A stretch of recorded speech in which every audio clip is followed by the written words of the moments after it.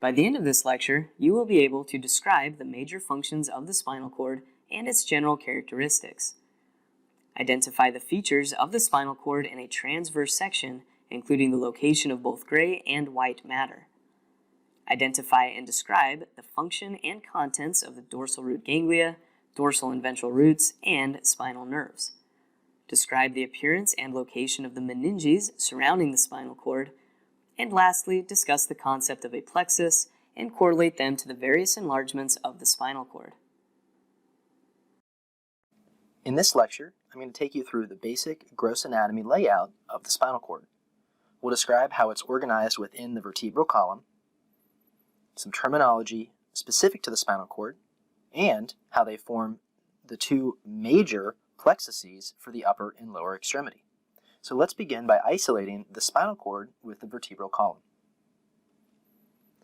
I want to rotate the model first and look from above so you can see how the spinal cord is located in the center of the entire vertebral column. This opening is called the vertebral foramen, or also known as the vertebral canal. Now, if I rotate this back and follow the spinal cord inferiorly, we can see some consistency until we get to this point of the vertebral column and spinal cord, which is right around the L1 or L2 lumbar vertebrae. So this means you can see this little triangular or apex of the spinal cord. That is the actual termination of the cord itself. Now this has a special name called the conus medullaris. But that doesn't mean that our final spinal nerve is the L1 or L2 spinal nerve. We can see how the remaining dorsal and ventral roots for all of the spinal nerves below L1 and L2 all descend as this big group of axons. This group of axons is collectively called cauda equina, which translates literally into the horse's tail. So whoever first discovered this and saw this arrangement, in their mind they pictured a tail of a horse. So that's what that's referring to. And you can actually trace each of these individual roots to go out their respective opening. So that's the basic arrangement of the spinal cord in reference to the vertebral column. But if we look closely, we can see that the spinal cord actually gets larger in its width in two main locations. One is up in the neck at what's called the cervical enlargement. And the other, if we come and look inferiorly, is near the lower extremity at the lumbosacral enlargement.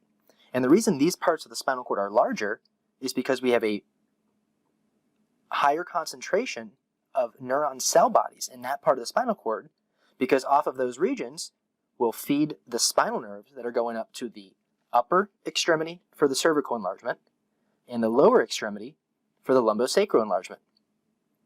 To take this one step further, off of both those enlargements, we get our two most prominent plexuses. For the upper extremity, we have the brachial plexus.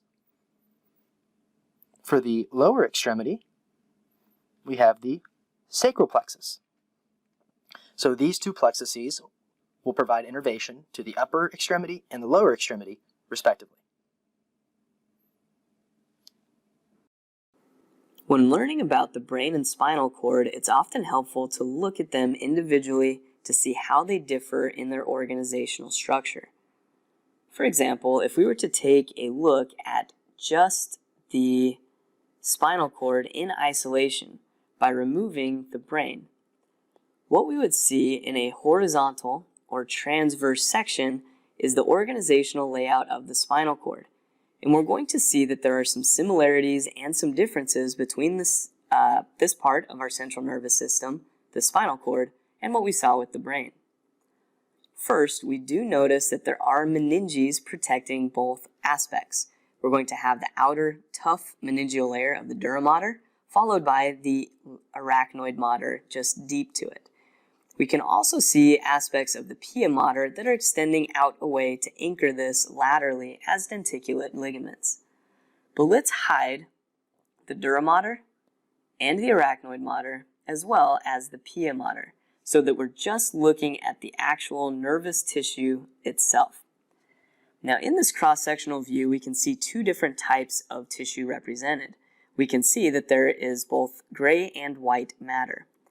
Now, the difference is going to be apparent if we think about the function associated with each tissue type. For example, the white matter is going to be where we house the tracts or the axons of the nerves within the CNS.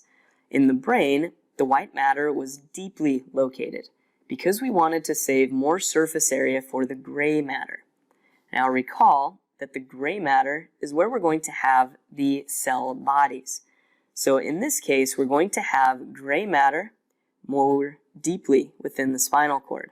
And you can see that it forms an approximate butterfly shape or an H-like pattern extending from one side across the midline to the other.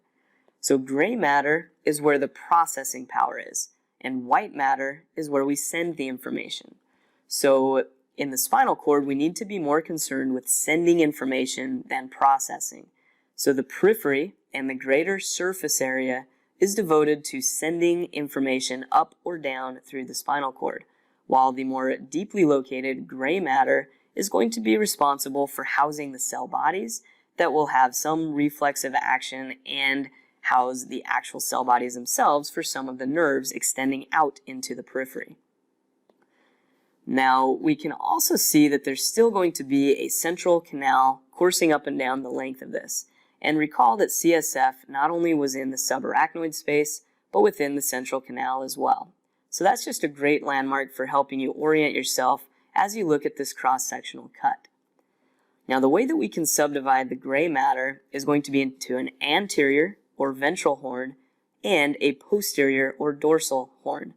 And you can see that there are associated rootlets with each of those horns. Now, the gray matter houses the cell bodies, and the anterior horn is where we find the cell bodies for the motor or efferent aspect of our spinal nerves. So the motor component is located anteriorly, and those are going to exit ventrally or anteriorly through the anterior or ventral rootlets. Recall that the cell bodies of our sensory nerves were located more posteriorly in the dorsal root ganglion. So our sensory cell bodies will then send their information into the spinal cord posteriorly through the posterior rootlets. And we need to be able to send some of those signals up to our brain and brain stem, which is where we're going to have a connection of new cells and their cell bodies here in the posterior or dorsal horn. So once we've received the sensory input, we need to either have a reflex to cause a reflexive action of moving our limb from danger, or be able to send that information up to our brain for higher level processing. So again, just remember that the gray matter is deep, the white matter is superficial here in the spinal cord. An important concept to make sure we have straight when thinking about the peripheral nervous system is the idea of the spinal nerve. A spinal nerve is formed by the combination of anterior rootlets of the spinal cord, which contain motor information. It also, as its second major feature, contains posterior rootlets emerging from the dorsal side of the spinal cord. These two sets of rootlets combine and form something we call the spinal nerve. The spinal nerve is a critical feature. There are right and left spinal nerves at every intervertebral foramen within our vertebral column, so that we have 31 sets of spinal nerves, roughly. These spinal nerves, then, contain some features that are worth noting and not mistaking for ventral and dorsal rootlets. As you can see, the ventral rootlets leave the front side or anterior side of the spinal column. The spinal cord contains or segregates its motor information into these ventral rootlets. Likewise, the posterior rootlets are actually bringing information back from the body. Sensation from our fingertips or the skin of the body wall coming back and being segregated into the dorsal area of the spinal cord. I'll show you a cross-section of the spinal cord in a different video clip to get you oriented as to how this information gets processed within the cord. Suffice to say, we have segregated the types of information in each of these rootlets. But once we leave the central canal of the vertebral column, we combine these elements into what we call the spinal nerve. That was labeled and highlighted here just a second ago. Our spinal nerve then, as soon as it leaves the intervertebral foramen of the vertebral column, all of a sudden it has two major features that, again, we don't want to confuse with the rootlets. These two features are ventral and dorsal primary ramus. Now we can get what a rootlet looks like when we just show what a root looks like. It makes sense from our dealing with plants and animals in our yards, perhaps. But rami is a strange word, and it means branch. The dorsal primary branch comes back, and it supplies sensation to the back and supplies muscles of back extension, postural muscles that we kind of lump together and call paravertebral muscles. The anterior primary rami is very important because this controls much of the voluntary muscles that we associate with our arms, our legs, our hands, our feet, and it's the braiding together of various anterior primary rami that cause us the plexuses that we worry about learning about when we talk about the peripheral nervous system and the special named branches of spinal nerves. Now, when we talked about other aspects of our structure of the spinal cord, at one point we talked about denticulate ligaments as being the pia mater that covers the spinal cord proper. In between the emergence of these rootlets, we will see a denticulate ligament. Probably in this area, we'd expect another set of roots up in this area. So denticulate ligaments then, in between the emergence of rootlets and spinal nerves, form a kind of linkage or stability bar on either side of the spinal cord to the vertebral column. In this lecture, I will take you through the spinal meninges. These three layers of meninges are the same exact three layers that are covering the brain in the cranial cavity. But in this lesson, we will only focus on their layering and covering of the spinal cord. So let's isolate the spinal cord with the meninges intact.